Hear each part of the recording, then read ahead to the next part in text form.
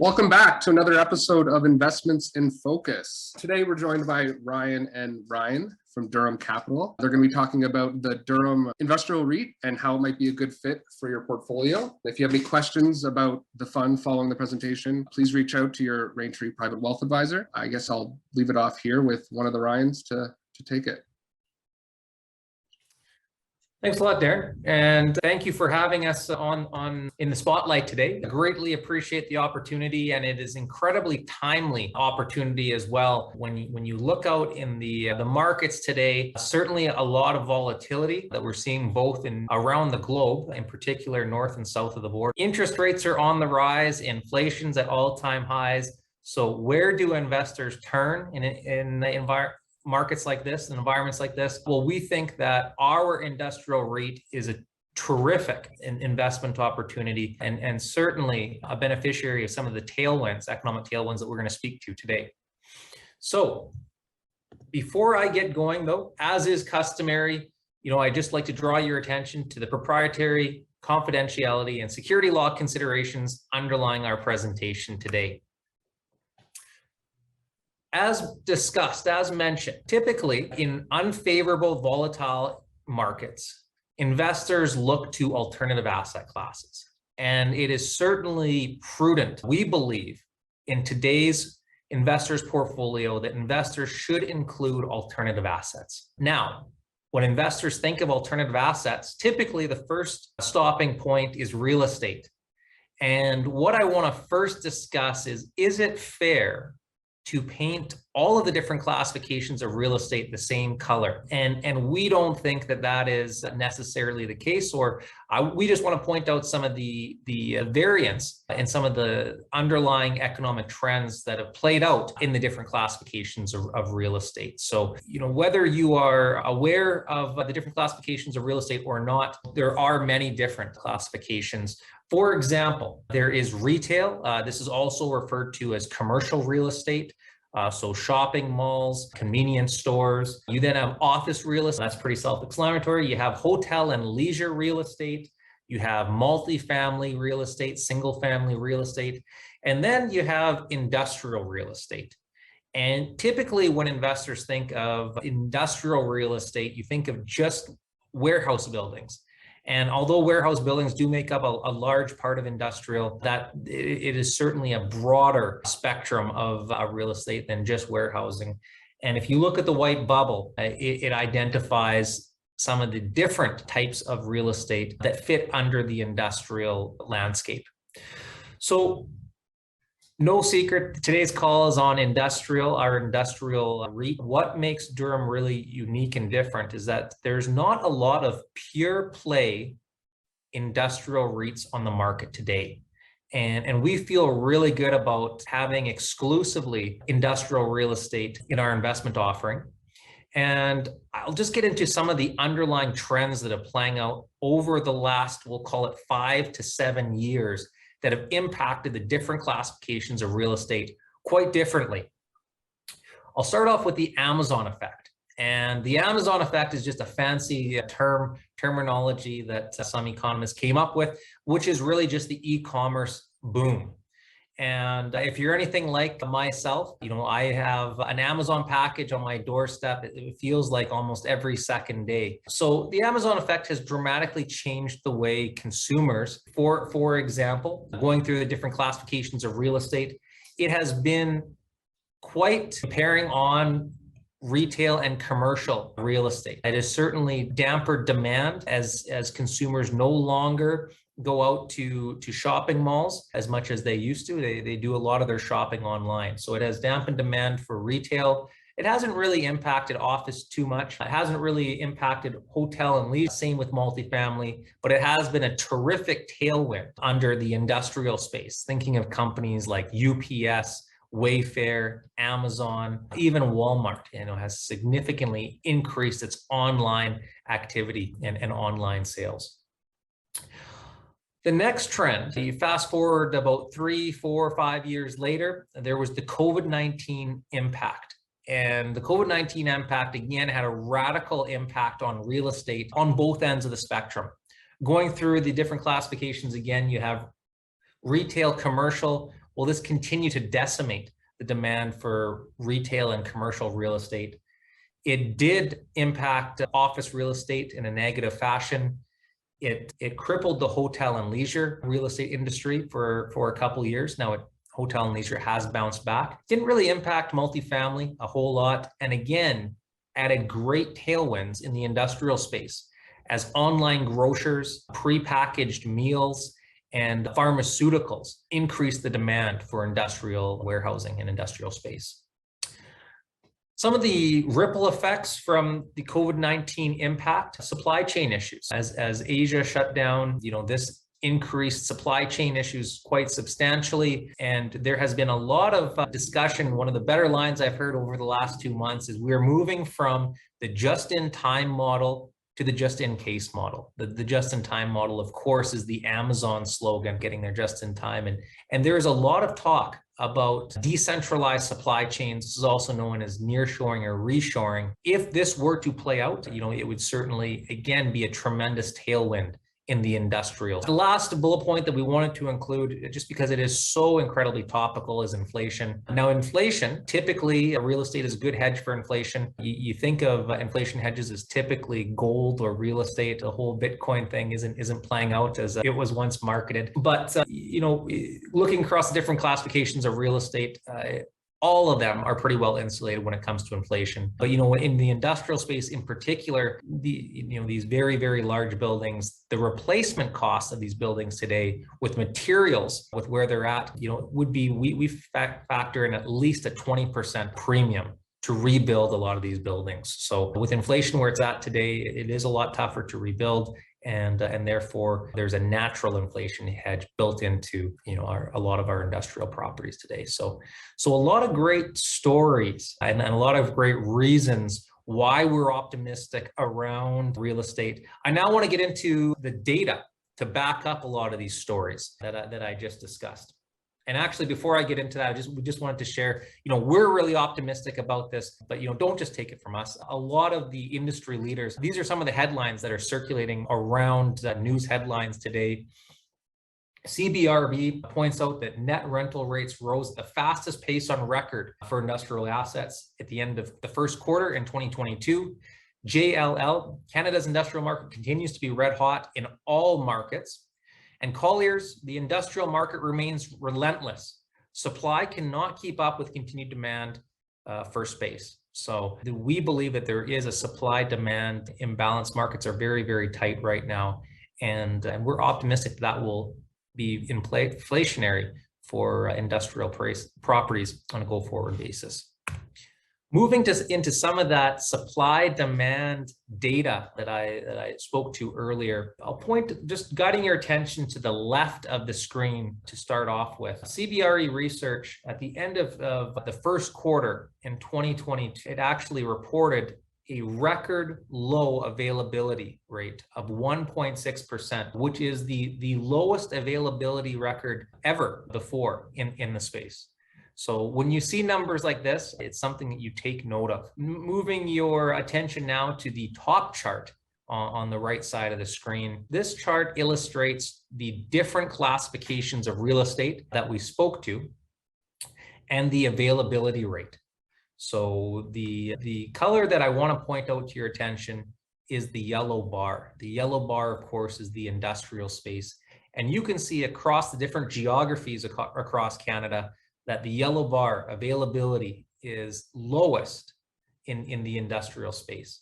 A close second would be multifamily, single family, and that's pretty typical when you look at availability rates. But again, we're very encouraged to see that record low availability in industrial space, meaning that demand is quite strong. Interesting to note, the bottom chart, so it just magnifies the industrial availability across the country. And you can see that the most availability right now still remains in the prairie provinces. Calgary, Edmonton, Saskatoon is up there. Now, what this chart does not show, that is interesting, is that the quickest decline in availability was actually in Calgary, Edmonton, and Saskatoon. So although there's the most availability today, and I wouldn't say that 4.6 or 5.9% is a tremendous amount, but the quickest decline in availability is happening in the prairie provinces right now. And this is our call to action. We have a lot of great industrial properties in our pipeline that we are looking to add to our portfolio at attractive cap rates. And we're really excited about the space for a lot of the above mentioned reasons, and the window of opportunity is still there, we feel, at Durum. So capitalization rates, and this is a little bit technical. The definition of a cap rate, very simply, it's just the yield on the building. So it is the official definition, the net operating income over the appraisal value of the property. And the goal, if the goal of investing is to buy low, sell high, it would mean to buy in at a high cap rate and grind down the cap rate as the appraisal property, the price goes up. So there are a lot of different colored lines on the right, and the gray line is the industrial cap rate. So that's what I want to guide your attention to. You can see right up until about the 2017, 2018 years that the industrial space had the second highest cap rate. And then it was right around 2017, 2018 when the Amazon effect, I believe, or e-commerce really started taking over. The cap rates started to decline, meaning the prices of these assets started to go up. And then in 2020, during the pandemic, that drove cap rates even lower. So today, the industrial asset class is the second lowest cap rate amongst the different classifications of real estate. The only cap rate lower than that, of course, is the multifamily. We think that if you look at the risk-adjusted returns, so the upside relative to the risk, that the industrial space is a great supplement to multifamilies. So we're really excited with the characteristics and the tailwinds in the industrial space. And I think that this leads to great conversations, that you can have with your advisor. So a little bit about Durum now in particular. I'm just stepping back from some of the macro tailwinds. Durum right now, we have 17 industrial properties in our portfolio. We are located in the prairie provinces. So our geography is in Alberta and Saskatchewan in particular.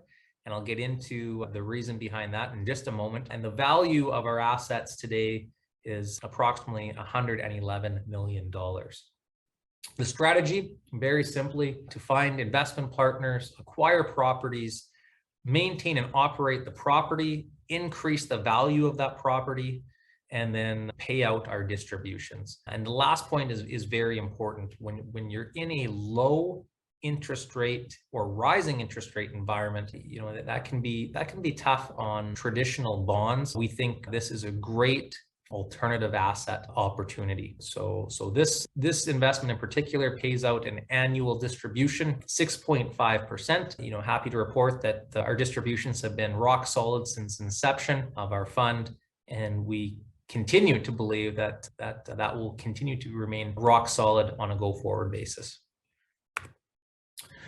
So why are we invested in strictly the prairie provinces? And there is a lot of good reason.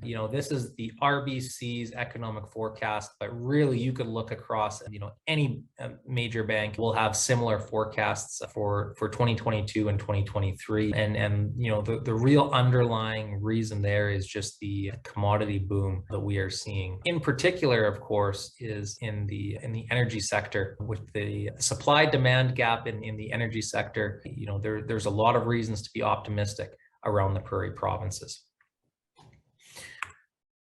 So in particular, when it comes to oil and gas, there's no secret over the last couple of years, there has been declining capital investment in the sector. And that is not kept on pace with the demand for oil and gas. So, just very, very simply, that has exacerbated the supply demand gap, and big reason why we are still very optimistic when it comes to the prairie provinces. You also factor in other commodities such as wheat, potash, and what's going on right now with Russia and Ukraine.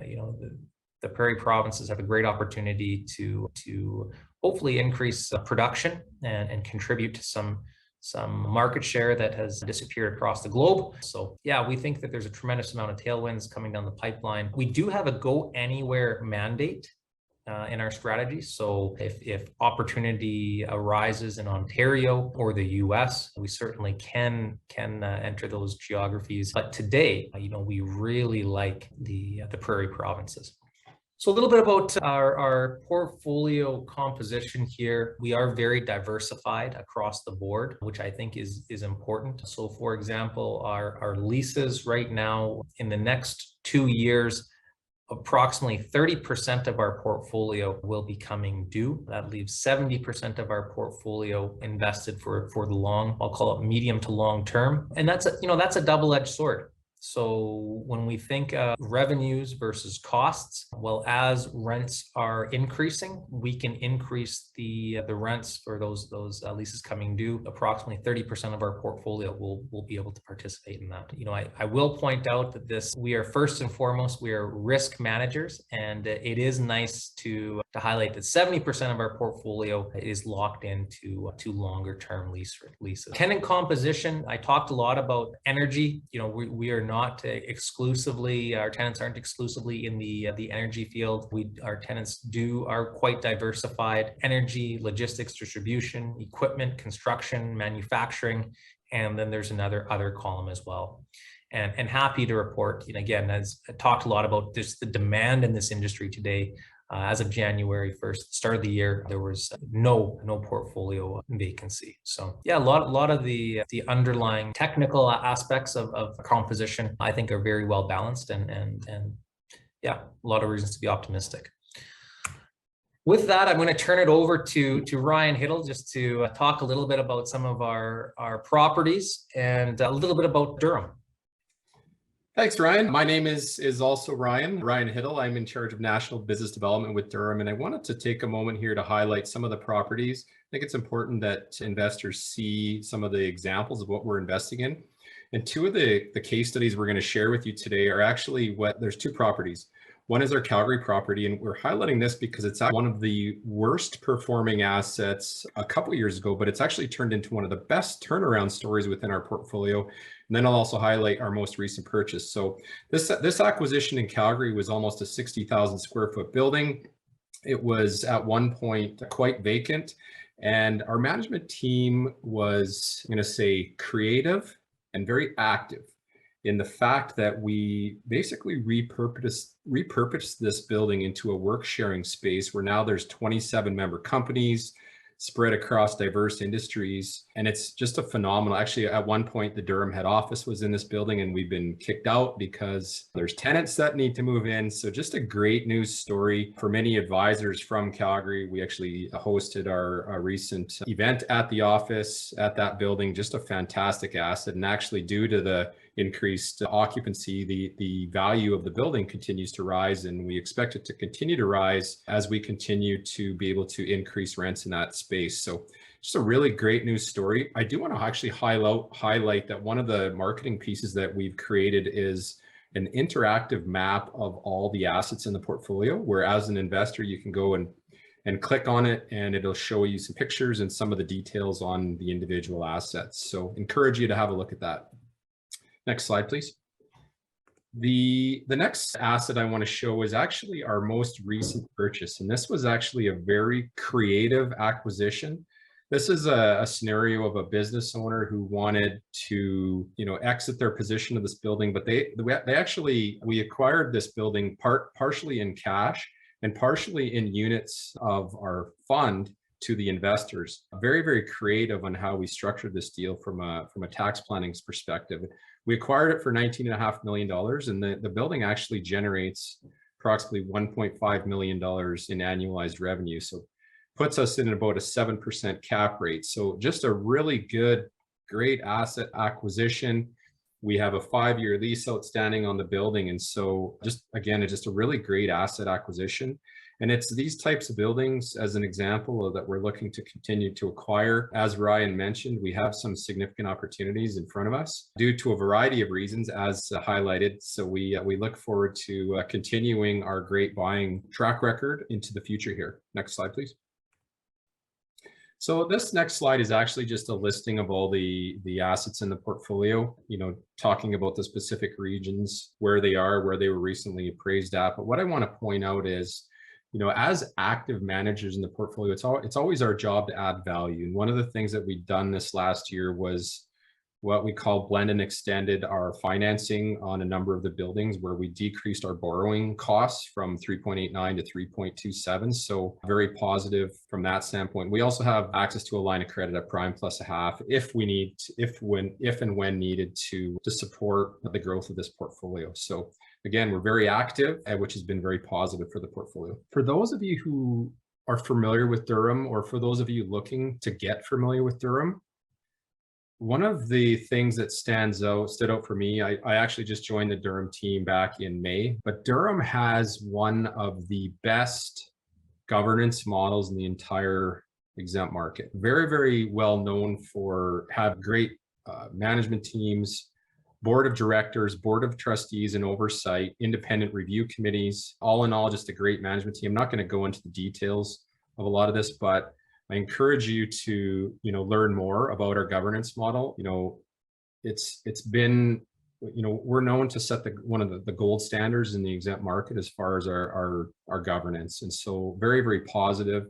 We have strong oversight with everything that we do, which is extremely important for you as investors to understand. A little bit more about Durum Capital, right? Durum manages more than just the industrial REIT. We have a number of funds that we do manage: Durum Developments, Durum Carbon, Durum Opportunities, Energy, Brownstone Asset Management. We manage over 300 million to have, an extensive group of great staff within the organization, C-suite comprised of 67% women, just a great team, a smart team, a diverse team, and a very respected team. So lastly, I'll hand it off to you, Ryan, just to summarize the offering. We have a unique opportunity in time, and I'll let you close it out. All right, thanks, Ryan. Just wrapping up here, going through the investment characteristics. As mentioned, there is a targeted 6.5% preferred return with a total target return of 8 to 12% per annum. There is a dividend reinvestment opportunity where investors can receive a 2% discount if they sign up for the dividend reinvestment. The minimum subscription size is $5,000. Management fee is 2%. This investment is eligible for registered accounts. There is a quarterly redemption limit of $150,000. And I want to speak to you just for a second about our summer sales promotion, where essentially our management team is donating their 2%. So if you invest at $100, you get 102 back in units. And we are essentially doing this, to incentivize capital in the door. As mentioned, we see a tremendous opportunity out in the market today, and we see the underlying fundamentals and demand coming down the pipeline. We want to be able to take advantage of that. And we think that this summer sales promotion is a great opportunity to do so. It goes from now until the end of September 30th. So yeah, great opportunity there. Wrapping up, I always like wrapping up with a couple key takeaways. So if you haven't paid attention to the last half an hour or so, these are the key takeaways. First and foremost, Durum Industrial REIT is a unique pure play asset. If you look at a lot of the REITs in the market today, they are very diversified, incorporating all of the different classifications of real estate. We believe that we are uniquely positioned in that we are keenly focused on the industrial classification of real estate. And we feel really good about that for the previously mentioned trends. Purchasing high value properties at a low cost. So if the goal of investing is to buy low, sell high, great, we can check that box. We purchased all of our properties between 2017 and 2021 in what was a out of favor at the time economy in Alberta and Saskatchewan. Now, that's certainly no longer the case today. The pendulum is starting to swing the other direction, and we feel really good about that. Playing to our strengths. Durum's management and board has extensive experience investing in private real estate with over 30 years of experience in the space. And so at this stage of the cycle, the details matter. And we certainly believe, that we have the experience to continue to navigate through the economic tailwinds that are coming down the pipeline. Poised to take advantage of economic resurgence. So we talked a little bit about some of the underlying trends, the Amazon effect, e-commerce, the pandemic, supply chain issues, inflation, the war in Ukraine, the commodity boom.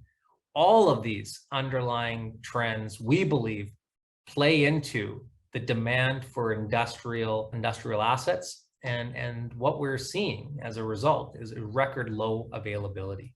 So I think there's a lot of great reasons to invest into industrial today.